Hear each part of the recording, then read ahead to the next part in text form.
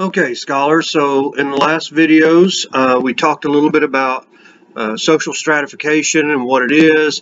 We talked a little bit about the sociological perspectives and how they view social stratification. So I'm going to very briefly just kind of mention what they say about stratification. The functionalists, of course, are going to look at how this helps society function to have stratification. And so they're going to point out that in order to get valuable jobs in society done, for example, medicine, the medical field takes a lot of training. It's very expensive to become a doctor. It takes years and years of study in order to get people to go into medicine.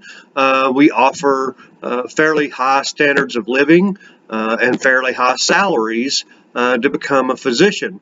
And so structural functionalists would say, if you want competent people to train in the medical field and become doctors, then they have to be compensated at a level that will encourage them to pursue the education and become physicians. Conflict theorists, of course, believe that while stratification is inevitable, at some degree and at some level, that there's too much stratification in society, particularly in capitalist societies such as ours here in the United States, that the gap between the poor and the wealthy is far too wide. And of course, Marx even went further than that, and he said that we needed to develop this utopian classless society with communism. Of course, we know that communism has been tried and has failed pretty miserably for the most part. China perhaps being an exception, but China is also not strictly a communist country anymore in terms of its economy. They still have, the same leadership structure that they had when they were more fully a communist country. And now they are the number 2 economy in the world. But that's because they've allowed components of capitalism to seep into their economic system. So in the next chapter, we're going to be talking a little bit about different kinds of government and different types of economies. So we'll spend some more time talking about these things. But anyway, so we know that the structural functionalists are always going to focus on how does this help society function. And we know that the conflict theorists are going to focus on the gap between the poor and the wealthy in society. And I do want to mention that I just read an article that said that even in these really tough economic times due to the pandemic, that the poor are really struggling. The working class and the middle class even are really struggling because a lot of their jobs are threatened by the pandemic. But the people that are doing well in society, the upper class, have actually seen their wealth increase during the pandemic. And so that would certainly be a concern to Karl Marx and other conflict theorists, that even in times of hardship, when the working class and the lower class and the middle class are all struggling, the wealthy continue to grow their wealth. And so conflict theory would be very critical of a system that allows wealthy people to continue to prosper when the rest of society is struggling and suffering. And then, of course, we know that the symbolic interactionist approach is going to focus on how growing up in a particular social class, for example, affects the way people view the world. So people who grow up in the lower classes may grow up with a feeling of fatalism, that, oh, well, this is the way life's going to be. It's always going to suck. I have no opportunity to achieve true upward social mobility. The middle class often have a lot of aspirations and hope for the future. And so we can look at the differences in the way people see the world based on the socioeconomic status that they've grown up in. Okay. So today what we're going to focus on is how we determine what social class people belong to. And I think we might have talked a little bit about Rosita's and Rosita's 5-class system, with the upper class, the upper middle class, the lower middle class, the working class, the lower class. There are other classification systems that will talk about the underclass. They're below even the lower class, and many people in the underclass have given up. To be quite honest with you, they don't see any real opportunities for upward mobility, and therefore they kind of just feel stuck where they are, and in many cases they've given up. They may choose to live and panhandle. They may choose to go off and live in the woods and just try to survive on their own. They may be dependent upon family members and things of that nature to get by. But they've really struggled so much and seen so much struggle over multiple generations of their families, mired in poverty, that they just see no way out. Okay.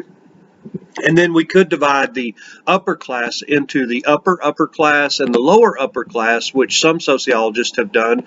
And the division is not based so much on how much money people have. The upper class is not necessarily wealthier than the upper class, but it's generational wealth. So when we think about the Rockefellers, who have been wealthy for 7 or 8 generations, the old money, upper class, and then think of the lower upper class as kind of the nouveau rich, the people who have recently come into money, Mark Cuban and people like that, who have, in the course of their own lifetime, become very wealthy.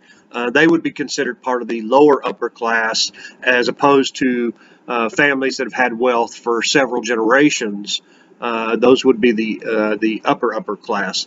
But Rossetus doesn't divide it that way, and I won't expect you to divide it that way when you're taking the exam. But I just wanted you to be aware that some sociologists do divide the social classes up a little bit differently, but in general, they're very similar. Okay. Now, we can ask people, what social class do you belong to? And over half of Americans will say that they belong to the middle class. Actually, it's probably 70 or 75% of Americans will say that they belong to the middle class. And the reality is that the percentage is much smaller than that. They can't all belong to the middle class. There are a couple of reasons why people tend to say that. If you're in the lower classes, you may feel self-conscious about saying, well, I'm part of the lower class, or I'm part of the working class. People who are wealthy may say that they're part of the middle class because it kind of sounds rude to say, well, I'm part of the upper class. So we tend not to rely on people's self-reporting on social class. We use a more objective method of determining what social class people belong to, and that means that we look at things like income. So income is one of the variables that's included in this concept of socioeconomic status. But there are some other things included as well. So income is one of the variables that we look at. Another variable that we look at to determine someone's socioeconomic status, or SES. You'll hear me use that term a lot, socioeconomic status, or SES. And it's a combination of several things. Income, of course, educational attainment, and occupational prestige. For well over 100 years, sociologists have been surveying people and getting an idea of what occupations have the most prestige in society. And so we can look at that going back to over 100 years ago when we first started doing those surveys. And one thing that we can see is that certain occupations have always been very prestigious. For example, physician has always ranked pretty high on the list. Lawyer, politician, college professor is fairly high on the list. I think we're somewhere around 3 or 4 on the list. We'll look at some occupational rankings here in a little while, and we'll see how the different occupations rank. And then other occupations have historically ranked low. Sanitation worker, waiter, busboy, newspaper salesperson, those kinds of jobs have tended to rank fairly low. And we see that certain segments of society get relegated to certain kinds of jobs. There was a time in our history, for example, when there were very few African American physicians, because very few African American historically black colleges existed at that time. Educational opportunities just weren't available. It wasn't that there weren't bright and capable African Americans in our society. It was that they were being denied educational opportunities, which limited their chances of becoming physicians and lawyers and things of that nature.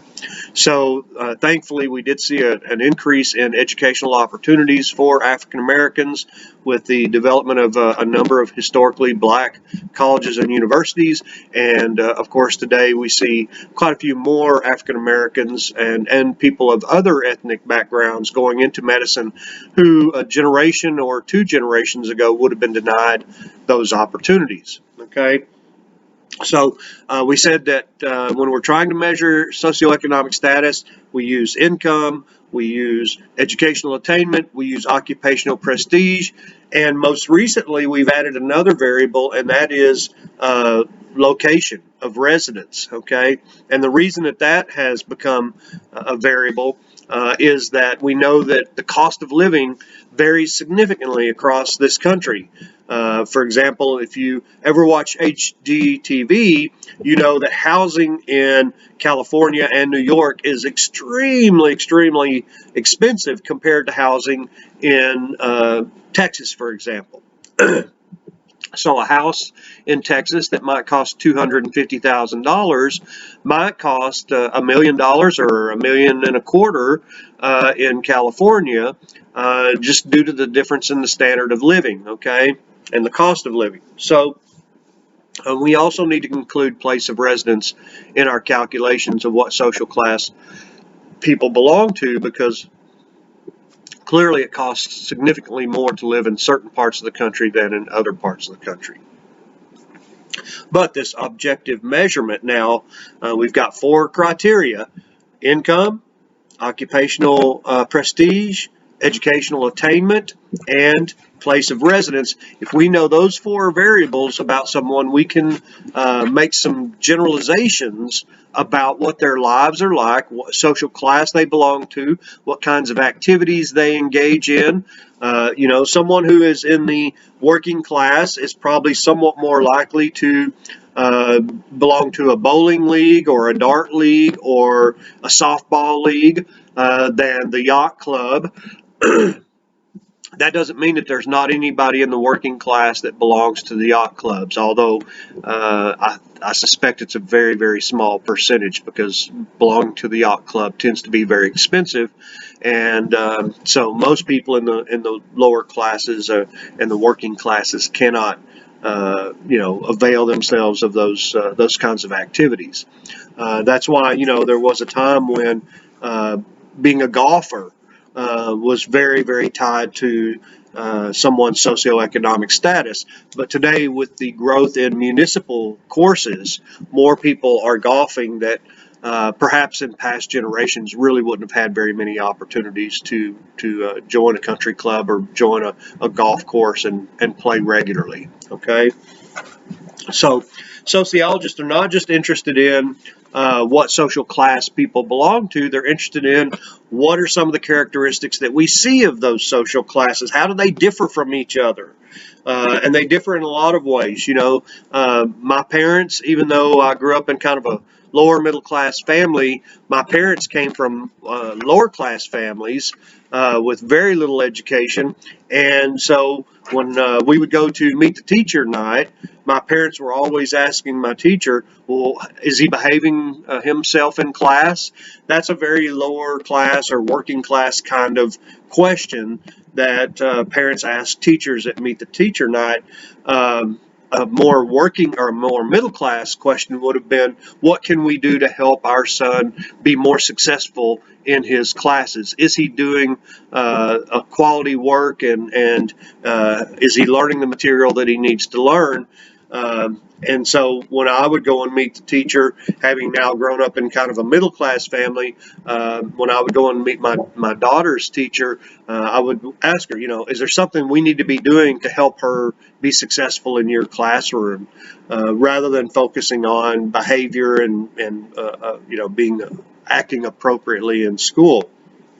Not saying that that's not important to middle class families, but it's somewhat less important than the child taking advantage of their educational opportunities and doing well and being successful and getting prepared for college and things of that nature. Okay, so that's why sociologists tend to spend a lot of time thinking about social class and how it impacts people's, not just their opportunities, but certainly, opportunities are influenced by someone's social class, but also the way they see the world. Their worldview can be influenced by the social class in which they grow up. So when we think about gender and occupational prestige, we see that women have historically been relegated to occupations that typically do not have a lot of occupational prestige. There are some exceptions, but if you think about secretarial work, clerical work, if you think about waitressing and teaching school, even nursing, nursing has a little more occupational prestige than some other occupations that have been dominated by women. But for the most part, women have been relegated to jobs in the past that lacked economic power and lacked occupational prestige. Now, today we're seeing a tremendous growth of women going into medicine. And so things have really radically changed in regards to gender and socioeconomic status, I hope. But we do know that even when women go into fields that have been historically male-dominated, high-paying fields, that oftentimes they end up making less money than the males in that field. So we still got a ways to go. There is still a wage gap between males and females in our economy. Some of the wage gap can be explained, much of the wage gap can be explained away by the amount of experience someone has. If women stop out of their career to have children or to rear children, take care of the home and things of that nature, that can negatively impact their lifetime earnings and their salaries. If they go to less prestigious universities, they might make less money when they're hired into a job. Even if they go into a good paying job, they might receive a lesser offer because they went to a state university instead of this very prestigious private university. And so there are a lot of different variables that factor into women's income. But what we see is that when we hold all those things constant and we compare across the board, there's still a small gap between the earnings of men and women that can't be explained by anything other than probably discrimination. And so I think as we go forward, there's going to be a real emphasis on the part of women and people like myself who believe that equal pay should follow equal work or similar work. I think that in the next 20 years or so, there's going to be a real focus on trying to equalize pay between men and women and between different racial and ethnic groups when they're doing the same kind of work. An African-American doctor shouldn't make $5,000 a year less than a white doctor, or a female doctor shouldn't make, 10% less than a male in her male physician in her practice. So I think that's going to be kind of the focus going forward. And we'll see how successful it is. I think we're at a time in our society where there's a possibility for some real growth in those areas. So, as I said, this concept of socioeconomic status is a really important concept in society and in sociology, and we'll talk about socioeconomic status a lot in reference to, how it affects the way the criminal justice system deals with someone. Let me give you an example. Robert Kraft was arrested for engaging in prostitution in a massage parlor, and the charges against him were recently dropped because his attorneys challenged the constitutionality of the using cameras to capture people engaging in illegal activities in a massage parlor. And I suspect that if Robert Kraft had been defended by a public defender, he would have pled guilty and he would now have had a conviction for soliciting prostitutes. But Robert Kraft, because of his tremendous wealth and his social class, was able to make those charges go away. Okay, he was able to hire attorneys who could pursue this aggressively enough and fight it aggressively enough that the government finally just dropped the charges, and Robert Kraft is no longer, under scrutiny for his visiting prostitutes. I suspect that wouldn't have worked out quite the same if Robert Kraft was destitute and had very little money. Okay, so in terms of income and wealth, I think I mentioned in the previous videos that income and wealth are both unequally distributed, but we will see that when we look at the social classes, that not only is income unequally distributed, but wealth is even more unequally distributed in society. A new study just came out yesterday that said the top 1% of our society owns more wealth than the bottom 50%. Okay, so let that sink in. The top 1% wealthiest people in this country own more wealth and property than the whole bottom half.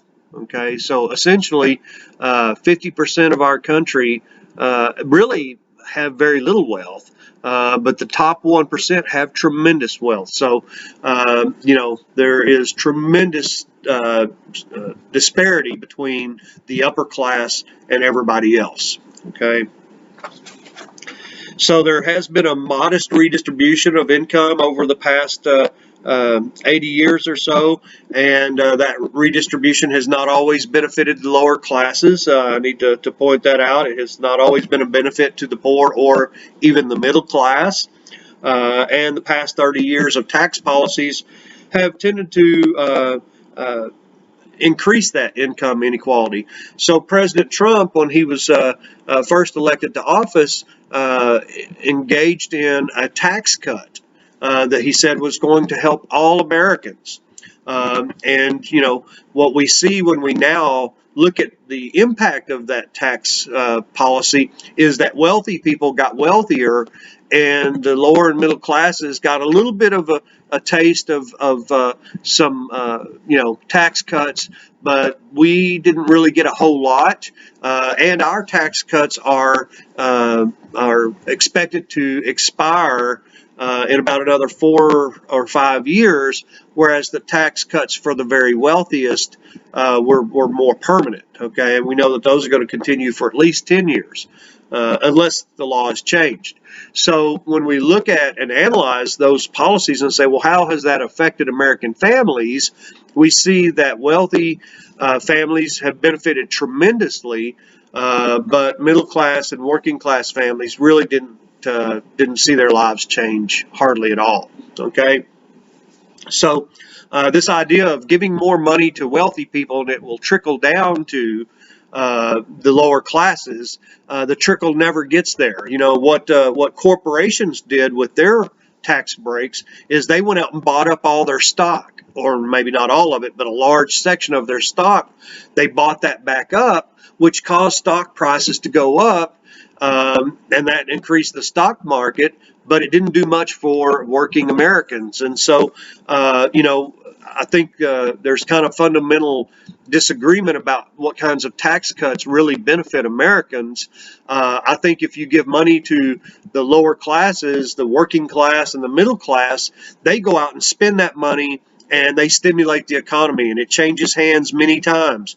When you give money to wealthy people and corporations, they save that money, they buy back stock, they invest it in various ways, which don't typically help working and middle class Americans as much. I'm not going to say that investing doesn't help middle class Americans. I will say that investing in large corporations and things of that nature doesn't help middle class Americans and working class Americans as directly and as in as significant a way as giving a tax cut to the working class and giving a real tax cut to the middle class.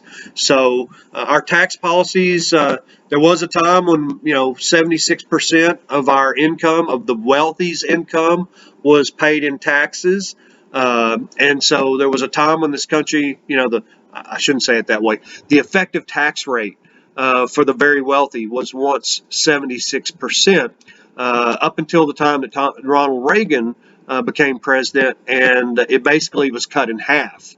At that time, it went from 76% down to, I think it was 39%, and now we've cut it even more than that. So wealthy people are paying a much smaller percentage of their annual profits and salaries and investments and all of that into the tax coffers, which means that we have less money to spend on infrastructure, on social welfare programs, and various things that can make people's lives better. And it's a fundamental question: what should government be doing, and what kinds of tax structure should we have?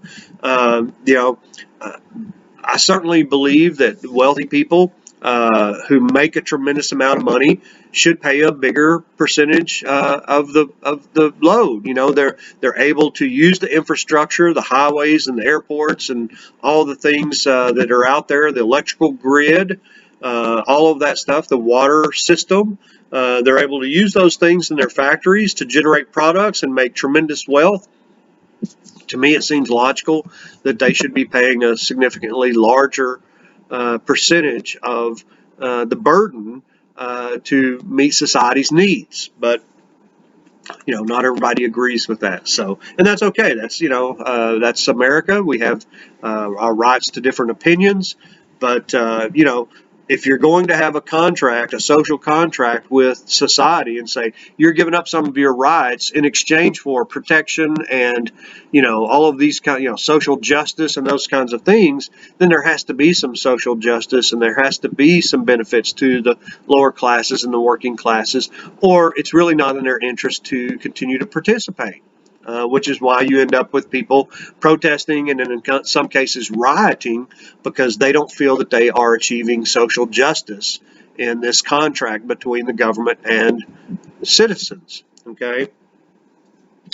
So if you look at table or figure 8.2, mean household income by quintile, you see how unequally distributed income is by social class. And as I said, then if you look on further down and you look at it's table 8.3, distribution of family wealth in the United States, you can see that the bottom, I believe that's the bottom 90% of U.S. families has about 23% of the wealth, and the top, what is that, the richest 1% has 38% of the wealth. So the top 1%, according to this data, has more wealth than the bottom 90%. That again helps you to see the difference in the wealth of different social classes. Okay. So the last thing that I want to talk about in regards to Chapter 8 is poverty. Poverty has been a very nagging problem for all societies. We've had people who were, there's always been stratification, and that's one thing that sociologists will point out is that stratification has existed in every society. However, the level of stratification that exists in a society has a lot to do with the way that the power structures operate, and whether you're talking about a capitalist society or a society that has a little more socialism. People talk about socialism as if it's an evil and it's the worst thing in the world. And there are some aspects of socialism that are concerning, just as there are some aspects of capitalism that can be concerning. But there are some countries that use a variety of socialism in a variety of areas. For example, we already practice some socialism in regards to our public education system. We pay taxes in, even if we don't have children, we pay taxes, and our taxes help support public education, because that's something that benefits everyone in society. When you have a well-trained and educated workforce, that leads to innovation, and that leads to success in the economic realm. And so society benefits, and it's all to our benefit to pay taxes and support our public schools and our libraries and our hospitals. A little bit of socialism in certain areas I think is beneficial. It helps reduce inequality. So, for example, prisons, in my view, should not be operated for profit. Those should be operated by the government, and they shouldn't. We shouldn't be trying to fill up the prisons. But if you have private prisons, then the focus then is on filling those prisons up, because that's how prison owners are able to generate wealth, is by having lots of people in prison and having to build new prisons. So it's really counterproductive to have corporate prisons, because the focus is not to rehabilitate and restore people to society. It's to keep them incarcerated, because that's how we make our money. Medicine is another area that I don't think should be operated for profit.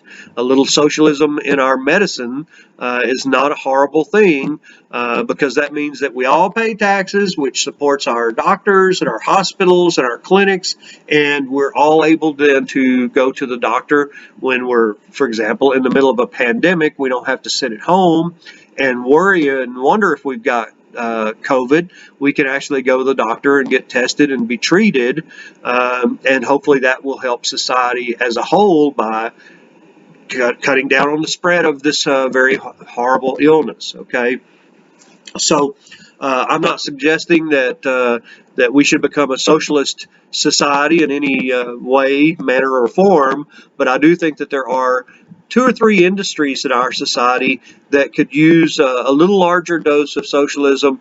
But I do believe that capitalism is the way to go for our economy, but not unfettered capitalism, regulated capitalism, because if you give corporations and corporate owners and CEOs all the power to make their own decisions, they're going to pollute and cut corners and produce unsafe products. So we have to regulate capitalism, but we also need a little bit of socialism sprinkled in just a few industries where we do not believe that these commodities should be treated as commodities, but they should be for the public good. Okay, that's my perspective on things. That a little bit of socialism can definitely benefit things, but in general, we want a capitalist society where people are rewarded for innovation and for their hard work and things of that nature. We know that capitalism encourages people to go out there and invent new products and develop new apps and use technology in a new way. So capitalism is great in a lot of ways. Not unfettered capitalism, but capitalism is a great thing in a lot of ways. But unfettered capitalism leads to corruption and monopolies and all kinds of really negative things. Too much pollution, too much reliance on an industry or a particular company within an industry. So, I think a little bit of socialism in certain industries that should not be commodified would benefit our society. And we can compare ourselves to the Canadians and to the Swedes and other countries in Europe that are using a little bit more socialism in various aspects of their society, and see that our standard of living now and our standard of health care is beginning to decline a little bit, and we're falling behind some of these other countries that are using a little different way of providing goods and services to their citizenry. Okay, so as I said, we want to talk a little bit about poverty. We want to clear up some misconceptions about who lives in poverty. I don't think we've really talked too much about the different social classes. I mentioned them. The wealthy, the very wealthy at the very top, the upper class. Here we're talking about people who, in many cases, have generational wealth that has been passed down from their families. They may have many millions or even billions of dollars of wealth that is working for them, that sustains them and provides for their needs. When we think about the upper middle class, here we're talking about professionals like lawyers and doctors who are pretty well educated. They might have been received advanced degrees from private universities. Um, they have a high income on an annual basis. They're doing pretty well. They expect their kids to go to college and be successful. Then you've got the lower middle class. These folks often are professionals as well, but in less prestigious occupations. So you might have a school teacher who has a master's degree from a public university, who maybe started out at community college and then transferred to a public university and got her bachelor's degree, and then got a teaching job and took some night classes and got her master's degree. So school teachers, police officers, firemen, those kind of people would fall into the lower middle class. And then you've got the working class. The thing that distinguishes the working class from the middle class is the occupational prestige and the educational attainment, as well as the salary. So here we're talking about people who do labor that may be a little more dangerous or a little more physically demanding. Blue collar jobs, for example, working in a factory, being a truck driver. Now, I do want to point out that sometimes people in the working class can actually make more money than someone who's in the lower upper class. So, for example, if you've got a college professor who makes $75,000 a year, and you compare them to a truck driver who earned $85,000 last year, the truck driver makes more money, but it's still considered to be a working class job. And the professor who made a little less money doesn't have to do the same kind of work. It's safer work. It's more intellectual work, and therefore it has a higher occupational prestige, and so that individual would be considered lower upper class, even though, or lower middle class. I'm sorry, lower middle class. I think I've been using lower upper too much.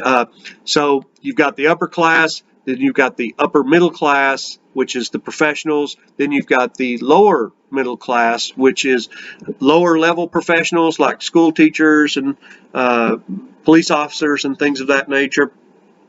Then you've got the working class, and then, as I said, at the bottom of the structure, you've got the lower class, and those folks make significantly less money. They are in danger of falling below the poverty line at any given time. If a crisis occurs within the family, it can be very destructive. I have had the benefit of living as a lower class person a couple of times in my life. Really struggling economically and trying to get by. And so, I know what life doing without and going and doing things like selling plasma is about. There are families that will do lots of things to try to survive and keep the electricity turned on and things of that nature. And I understand the lives that those people have. And it's a struggle, and any crisis can really sink the family, can create real hardship for the family. They may have to make a choice between keeping food in the refrigerator or keeping the electric turned on. It can be a really tough situation for many families across this country. And so that's why we want to focus a little bit of our time and attention on those living in poverty and try to understand more about the lives of poverty, families that are living in poverty. We had this war on poverty during the 1960s, starting with Lyndon Johnson declaring war on poverty. And so we had all these social welfare programs that were supposed to help reduce poverty. We started adjusting Social Security for inflation, and that helped elderly people. When we think about those who are living in poverty, we assume that they're mostly minorities. The reality is that more than 50% of those below the poverty line are white, and we're going to see some of these numbers here in just a minute. But even when we start talking about poverty, we've got different definitions of poverty. There's the absolute definition of poverty, which focuses on people who can not meet the basic needs of the family because they're in poverty. And so absolute poverty means that, boy, you're struggling to just meet the basic needs that your family has. Relative poverty is this idea that you may feel poor relative to your neighbors or to your coworkers. If they're doing much better and their families are really thriving and you're struggling, you may feel poor compared to other people. So today, when we see all these images on TV of middle class families, a lot of working class families may feel, man, yeah, we can pay the grocery bill and we can keep the electricity on, but man, our lives are nothing like those folks' lives, and so they may feel deprived relative to those those images of middle class life. So, Table 8.4 asks, who are the poor? And it gives us some data on the people who are below the poverty line. For example, we see that those who are under 18 years of age make up about 24% of the population of the United States, but they make up about 33% of those living in poverty. So they are disproportionately likely to be below the poverty line. So that means that a lot of kids are below the poverty line, right? Then if we look at those 18 to 64, they make up 63% of the population, but only 56% of those below the poverty line. So if you're in that category of 18 to 64 years of age, you're slightly less likely to be below the poverty line than, for example, someone who's under 18 years of age. Those who are 65 and older, they make up 13% of the population, but only 11% of those below the poverty line. Again, I think that's largely due to the fact that Social Security has been adjusted for inflation. So elderly people who are able to retire and draw Social Security are able to stay slightly above the poverty line. Okay, so when we look at whites who are non-Hispanic, they make up 63% of those in society and only 44%. So I misspoke when I said they were over half. They make up 44% of those below the poverty line. So if you're white, you are less likely to be below the poverty line than other groups. African Americans make up 13% of the population, but about 23% of those below the poverty line. And I think we can trace that to the lack of educational and economic opportunities that African Americans have faced over the course of our history here in the United States. Things are getting better today in terms of educational and economic opportunities, but that doesn't erase the 400 years of slavery and Jim Crow laws and discrimination that really has been a primary component of American life for many generations. Okay, and then Hispanics make up 17% of the population, but 28% of those below the poverty line. So we see that whites are a larger segment of the population, and they make up a smaller segment of those below the poverty line, but it's still pretty close to half. And Asians and Pacific Islanders, 5% of the population and 5% of those below the poverty line. So if all things were equal, that's what we would expect to see for all groups. If poverty was not related to racial composition or ethnicity, then we would expect the percentages of those who show up in the population to be the same as those who show up below the poverty line. Continuing with this discussion, who are the poor? Married couples with both members present make up 72% of the households in the United States, but they make up only 38% of those below the poverty line. So families who are able to stay intact and keep both parents in the household are significantly less likely to suffer from poverty than a single-headed household. Okay, and we're going to see that here in just a moment. Female householders make up 20% of the American population, but they make up 51% of those below the poverty line. And so this has led to something that we call the feminization of poverty. Single women, because of their limited economic opportunities, and even with child support from a divorced husband, are still, in many cases, falling below the poverty line.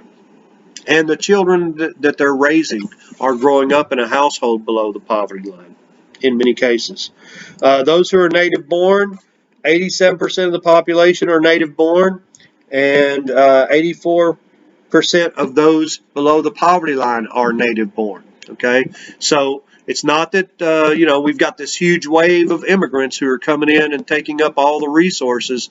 The majority of people who are below the poverty line are native born citizens. Okay. Foreign born make up, I think that's about 8% of the population, or maybe it's 6% of the population, and about 5% of those below the poverty line.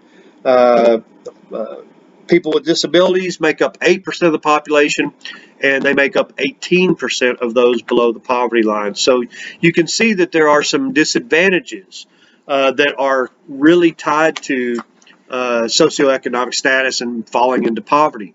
If you are, if you're young and you're growing up in a family that has been split up by divorce, that increases the likelihood that you're going to grow up in poverty. If you are a racial or ethnic minority, you're disproportionately likely to be in poverty. If you have a disability, you're disproportionately likely to be living in poverty.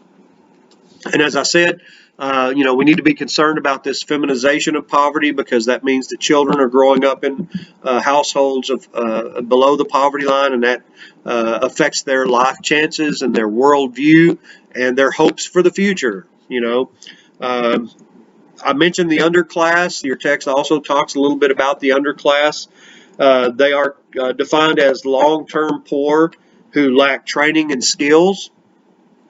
There are 10.3 million people who live in extremely impoverished areas. We typically think of urban slums, but I want you to also consider people who live in remote regions of the Appalachian Mountains, Arkansas, and the Ozark Mountains. There are people who live in very, very poor regions of the country that have very poor educational opportunities and very few economic opportunities. It's not all the urban ghettos, it's also rural people are at high risk of growing up below the poverty line due to the distribution of economic opportunities. Okay. 38% of the underclass are black, 30% are Hispanic, and 26% are white non-Hispanic. So these are people who have been mired in poverty for generations, and there's really, at this point, there's not a lot of hope among those people for achieving some upward mobility. Okay. The underclass basically means that living in the underclass means that they have limited economic opportunities and educational opportunities, greater exposure to health risks and to crime. They have reduced access to investment if they want to start a business, if they want to be an entrepreneur. There's less opportunity to borrow money and start a business. And they tend to pay higher prices for goods and services. So if you're very poor and you have to go to the corner grocery store because you don't have a car and you can't drive all around town going from store to store, you have to buy what's close to you, and you know there that the meat's going to be more expensive and it's not going to be as high quality, and so you end up paying more. The people who can least afford it end up having to pay more for convenience, because they may have to go to a convenience store or a corner grocery store rather than going to a big grocery store, a chain that can offer better products at a lower price. Okay. Shopping around is a benefit that the middle and upper classes tend to have. So, how do we explain poverty? Well, there are a number of explanations out there, but social, economic, and political functions, some people would say that, well, one reason that we have poverty is because poor people benefit the wealthier in society.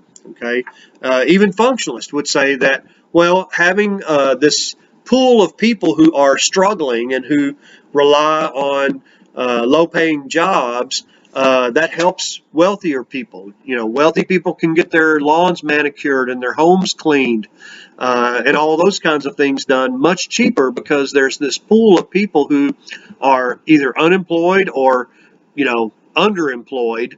And so having inequality in society tends to benefit those who are wealthiest in society. Doesn't necessarily benefit the middle class, but it certainly benefits the very wealthy, because then they can get the dirty jobs that they don't want to do done by people who are willing to take fairly low pay to do it. It creates jobs for people in the middle classes to work in social welfare agencies and corrections facilities, because I think most people understand that if you reduce inequality and excuse me, increase the quality of life for people, you're going to have less crime. It upholds our conventional social norms. We can shame people who are not willing to work, and we can ridicule them if they're panhandling and things of that nature. Makes us feel superior to those individuals, and it kind of confirms that, hey, people in society that are getting ahead are out there busting their rear ends to do it. You should be working hard too. That's all it takes is blood, sweat, and tears, right, to be successful. I know people that have worked really, really hard their whole lives and died in poverty. So this idea that just all it takes is a little hard work to achieve upward mobility is really not accurate. But when we can show, well, look here's Mark Cuban, and here's Bill Gates, and here's Steve Jobs. They've gone from from middle class lifestyles to wealth, so other people can do that too. When we can hold up examples of people who have experienced wealth and look at other people and say, well, look, the reason they're not being successful is they're just not working hard enough. They're not trying hard enough. That kind of reaffirms the status quo. And it guarantees the higher status of those who are wealthy. As long as there are people below them, they can feel superior, and they can flaunt their conspicuous leisure and their conspicuous consumption. And we all feel kind of jealous of all of that, right? When we see somebody on a big fishing boat out in the Pacific Ocean catching mahi-mahi or, swordfish or whatever, and we are envious of that lifestyle, that elevates the people who are wealthy in society and who can afford those things. I also mentioned life chances earlier, and this is a term that comes from Max Weber. It's Weber, but it's pronounced Weber because he was a German. And Weber said that social class is really related to the chances that people have in life, not just in terms of things like longevity, although we do know that wealthier people tend to live longer lives because they can buy better food and better medicine and better doctors and live a better lifestyle, live a less dangerous lifestyle. But the chances of going to college, the chances of forming relationships with people who are in positions where they can help you. If you can join the country club and go and hang out with the movers and shakers in society, then when you come, looking for a job, oh, I know so-and-so, he's a good guy, I'm going to give him a job because I'm friends with him. Most of us have benefited at some time or another in our lives from the relationships that we've developed. And if you've got friends in high places, not like Garth Brooks, where he's got friends in low places, of course, we know Garth Brooks doesn't need a lot of help, right? But if you've got friends in high places, they can do things to help you. If you're looking for a job or looking for, an educational opportunity, they're in a position to help us. They can write us very glowing letters of recommendation to a grad program or to a job. And that can be very, very helpful. Affluent and powerful people have a better chance at survival in terms of danger. Higher social class brings greater access to social rewards, and social class position affects vulnerability even to things like natural disasters. If you're poor and you're living in New Orleans and a hurricane hits, you may not feel that you can leave what little meager possessions you have. You have to stay there with them. You don't even have a car to get out of town, perhaps. you're more likely to perish than someone who's wealthy, who lives in a much nicer part of town, who can pack up some of their things and leave and come back. And even if their home was destroyed, they've got insurance, they can have it rebuilt. And so they weather those storms a lot better than people who are in the lower classes. So the last thing I want to talk about in regards to this is social mobility, and there's a lot of different types of social mobility. There's horizontal mobility, and that's where someone just moves jobs, but they kind of stay at about the same level. There's vertical mobility. There's that's the kind of mobility that we're really excited about, is moving up, achieving some upward social mobility. A lot of that can happen across generations, and we call that intergenerational mobility. So compared to your parents, how do you fare? If your parents were very poor and now you've managed to carve out a middle class lifestyle for yourself, you've achieved some intergenerational mobility. If when you were a child your family was very poor and now you're in the upper middle class, you've achieved some intra-generational mobility. You've gone from being in a very poor family to now, having wealth in your own family in your own lifetime. We call that intra-generational. But if you're comparing yourself to your grandparents or your parents, and you're looking at the increase or decrease of access to wealth, then you're talking about intergenerational mobility. So there's a lot of different types of mobility, but what we really like to focus on as sociologists is we want to look at the vertical mobility. We think that's really important, and we're going to look at it both within a person's lifetime, the intra-generational mobility, but we're also going to compare to parents and grandparents and previous generations and look at intergenerational mobility. Okay. And there's one more chart that I want you guys to look at, and that's figure 8-6. And the reason I want you to look at this is that it shows the different quintiles, and a quintile is 20%, so you've got 5 quintiles there. It shows the different quintiles, where they started out and where they ended up. And what's important about this is that if you look at that first chart on the far left, that's the bottom quintile. That's where people started out with their families in the bottom quintile. That's the bottom 20%. We see that, I can't see the percentage, but the very, very top of that, there's a little bar there. And like I said, it's so small on my printout, I can't see the percentage, but it looks kind of blue, or I guess it's blue or green. Yeah, blue. That shows that people who have risen from the bottom 20% to the top 20% in their lifetimes. And so that shows that there is some upward social mobility, right? And there's also downward social mobility. If we look at those people at the very far right, okay, that's the top 20%. They grew up in families that were in the top 20%, and we see that at the very bottom of that, there's about almost 11% of those folks are now in the bottom 20%. So they grew up in a family that was in the top 20%, and now they're in the bottom 20%. So there's also downward social mobility.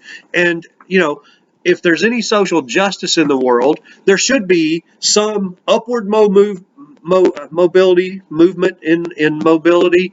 There should be some upward mobility for the bottom 20%, but there should also be some downward mobility for people who grew up in rich families but don't really have a lot of skills themselves. They should slide back down, right? And so that's what we're seeing there. But just note that those indicators of upward and downward mobility, those are small fractions. It's not a huge group that's moving from the bottom 20% up to the top 20%, or from the top 20% down to the bottom 20%. Those are small, fairly small groups. So yes, there is still social mobility, but it's changing, and it's not as much as many people would like us to believe there is. It doesn't just take hard work. It also takes a lot of luck. It takes some help from other people. It may take historic events. The development of the PC improved a lot of people's lives. If PCs had not come into existence, those lives might have been radically different, right? What would Steve Jobs have been like had he not been able to develop the Apple computer, for example? Had the technology not been there for him to do that, chances are he would have been innovative in some other way, in some other industry, but we don't know that for sure. Okay. So sometimes you have to have the right product at the right time historically and get a little luck for that all to come together and turn into tremendous wealth. And that's the point that I'm trying to make there. Okay. So one thing that we can say is that the current generation, you guys who are college students now, are probably the first generation where we could not say that a bachelor's degree was definitely going to make your life a lot better. And so there's some concern about, is it worth it going to college and getting an education, paying all that money, maybe having to take out student loans? I think it is still worth it, but the payoff is a little less than it was for my generation, most likely. And so I am concerned about where we're going in terms of, mobility, social mobility, and education tied to that. At the current time, when we look at people's lifetime earnings and their educational backgrounds, we see that each degree, an associate's degree, provides you advantages. A baccalaureate degree provides you more advantages. A master's degree provides you even more advantages, and a doctorate degree, whether it's an EDD or a PhD, still provides even more advantages economically over the course of a lifetime. But, a bachelor's degree today is probably not worth quite as much as it was when I was graduating with my bachelor's degree. It's still valuable, but the value has declined slightly. Okay. So, like I said, I've told my daughter this. Your generation is the first generation that we can't say, hey, your life is going to be better than your parents, and say it with a great deal of confidence. And I mean better in terms of economics, okay? I'm not talking about other things, but in terms of economics, this generation faces more uncertainty than any previous generation. My parents were pretty confident that if I went to school and got a bachelor's degree, that my life was going to be better than theirs was economically. My grandparents, if they had been able to send their children to school, they could have been absolutely certain that going to school and getting an education was better than living life on the farm. Okay, because they experienced that hardship and that that uncertainty, the gamble every year on the weather and the rain, and does it rain enough? Does it rain at the right times? Can we survive through till next spring? All of that. They knew if their kids were working in jobs in the business world or whatever, because they managed to send them to college, that their lives were going to be better than life on the farm. So this is the first generation where there's some uncertainty about whether your lives are going to be better than the lives of your parents in terms of economics. Okay. So on that enlightening note, I will wrap things up. I think we want to continue, reading the chapters. I think it's very important that you continue to read, reread, read the chapters, watch the videos. Some of you are doing a great job on staying up with the videos and everything. I just want to keep encouraging you. Keep it up. You're doing a great job.